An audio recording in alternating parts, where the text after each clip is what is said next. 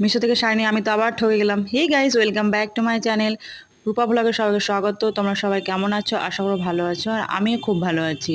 তো দেখো আমার হাতে পার্সেল দেখে তোমরা তো বুঝেই গেছো যে কি। তো আমি মিশো থেকে ব্ল্যাক কালারের party wear Kanjivaram sari order করেছিলাম। তো প্রথমে তো ভাবলাম এত কম প্রাইসে এত ভালো শাড়ি আসে নাকি, তো না, শাড়িটা আসার পর দেখলাম সত্যি খুব ভালো এসেছে শাড়িটা।